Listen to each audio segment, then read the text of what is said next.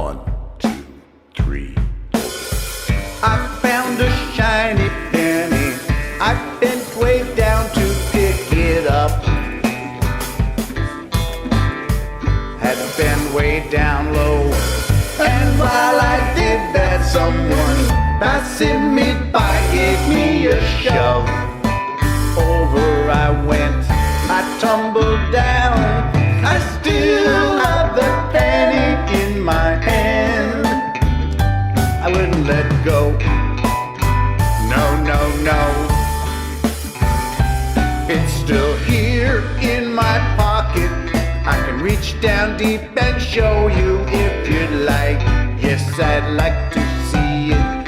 I'd really like to see it. Close your eyes and I might let you see it. See it for yourself. Now open up your eyes. Here is your surprise. Here it is. 1, 2, 3, 4. Life can be so full of good surprises. Every day is different. The sun is slightly changing colors. Life can be so many different flavors, like chocolate and vanilla and strawberry and Neapolitan too.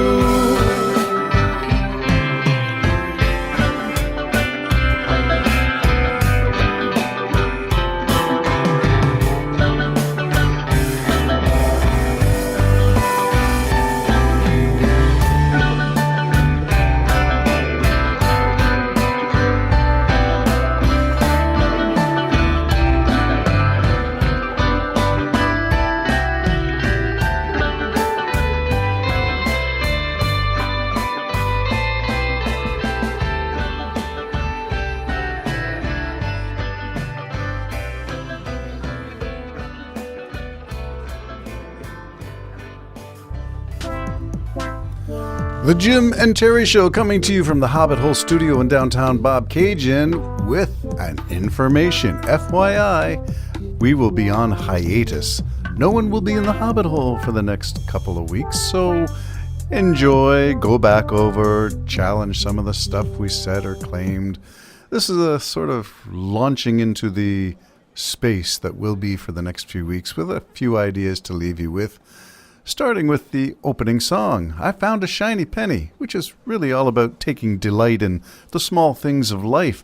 And someone is jealous of that and gives you a shove and tries to tear your beliefs about the joy and ecstatic marvel at life and the existential moment of delight and pushes you over and challenges what your joy is all about.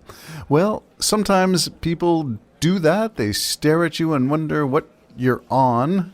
How can you be so happy? How come you can be so positive all the time?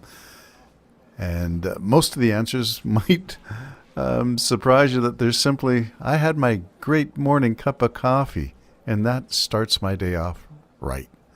Well, whether it's coffee, whether it's something you read, something you're exposed to, an idea, some fresh thought, that helps you through the day. Isn't that a good thing? Does it have to be within the narrow confines of a religious construction, whether that is a faith tradition of Islam, of Judaism or Christianity or any Buddhism or any other system of religious thought or spirituality? Can it just be, I saw the sunrise this morning. It was beautiful. I loved the opening of the tulips. Can't that be beautiful? Just note where you are.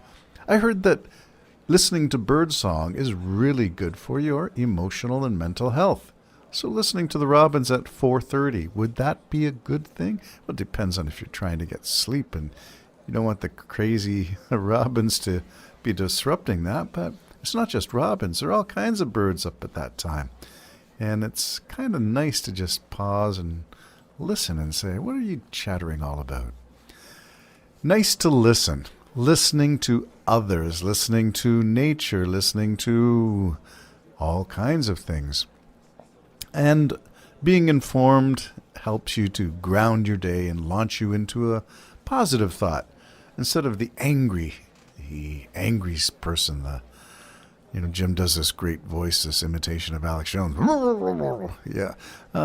Sometimes people are easily set off, and it seems to be that lately, perhaps more people than usual are on the tipping point of rage or anger or outbursts or yelling and screaming or whatever they're on the verge of.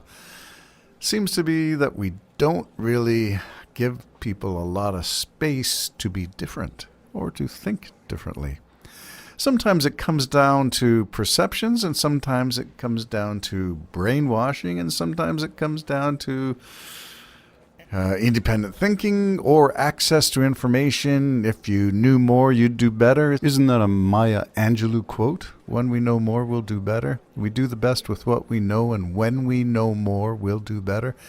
Well, perhaps it's time for us to take that up and to run a bit with that and say, well, what can I learn that's more than, so I can be more than I was? When I know more, I'll do better. That's a confident thing, so that means that we should be questing for more. More what? More information, more confusion. Does more information lead to more confusion? Don't confuse me with the facts. That's sometimes what you hear when you're trying to have a discussion with somebody and challenge their beliefs. It's usually, well, you can have your own facts. Well, didn't Kellyanne Conway say that?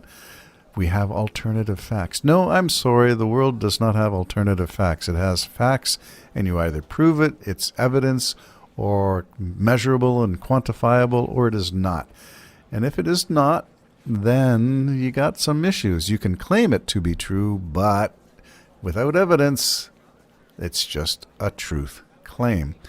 That comes up when we see things like, for instance, the woman, Tara Reid, who was the accuser of Joe Biden, claiming sexual assault and tried to take him and smear him before the 2020 election. Turns out she's in Moscow now, and she's on Russia Today. What's going on? Well, she claims to have seen the light, that Russia is the beacon of light on the hill, and she has defected on Russia Today. The woman who accused... You know who was with the woman? Maria Butina. Anybody know that name? Well, she was the one who got in with the NRA people and started to stir up some strife, and was charged and convicted, did some time in an American jail for espionage, and she was released, a trade agreement or something between the U.S. and Russia, and she went home. And Tara Reid. So what's this got to do? Well, when you're accusing Biden, take it back to Rudy Giuliani and the quest of, who was it? John Durham? Who was it? Some leading Republicans who went over to Europe to find dirt on Biden for the 2020 election to help Trump. What are you doing? Like, is that your belief in what good is or what truth is? You truly believe there's dirt to be had and you're going to withhold weapons until you find the dirt? Wasn't that the grounds for the first impeachment? Okay, so there's all kinds of stuff that just doesn't make sense, but some people are still saying, Trump, God's man. Well, if not God's man in a positive way, God's man to judge America. God's man nonetheless. Well, take the God out of this and just say the lady who accused Biden is now a Russian. Well, there's going to be a little bit more like that. I like following the American political situation because it seems to be a litmus test for what else you believe. And I am convinced that there is a lot more to come out. Will it come out in time for 2024? I don't really know. All I hope is that truth does prevail. Truth, not somebody's version of what they hope to be found, as in John Durham being given charge by Bill Barr, who got orders from Trump to go find some dirt on Biden before the election. Like, what kind of stuff is that? And then we have the notion that Trump has an enemies list, and I know Putin has an enemies list because he put some economic sanctions on them, and Jim and I talked about that. When your enemies lists are the same as your enemy, then maybe your enemy is not your enemy, aka Trump and Putin are not enemies. So there's a lot of confusion. If you're still barking up that tree that everybody's been persecuting Trump and he was a great president, I think your stuff is, does your worldview collapse when you find convictions and indictments and you stare the facts? I was told at a family gathering that January 6th was nothing. And I said, but I read the book. I purchased the book. I've read the evidence. I've looked at all the transcripts. And it's a big problem. Well, Trump's going to pardon them anyway because they didn't do anything. What? Yeah, what you believe in one area of life, I don't know if it's necessarily a case of throwing the baby out with the bathwater, and I don't want to do that. But I find it odd when certain narrow religious beliefs are linked with certain narrow political beliefs. Take back Alberta. Did you know that there was about a 0.1% vote shift would have changed the election outcome in Alberta? 0.1%. What's my message? Get out and vote. Seize life. Find a shiny penny. And don't let somebody push you down. Find joy and share the joy. Don't share the fear. Don't share the rage. Don't share the anger management that you need to do. You shouldn't be the Alex Jones on the tip of a explosion, as my good friend Jim does so well. Let life unfold before you like a glorious sunrise or sunset. Enjoy the moment without the fear that, if I don't do this, God's going to get me. I'm going to hell. Yes, I'm looking forward to Jim's album, Go to Hell. Or was that a song? I'm not sure. Go to hell, Jim. All right. See you in a couple of weeks. Bye-bye for now.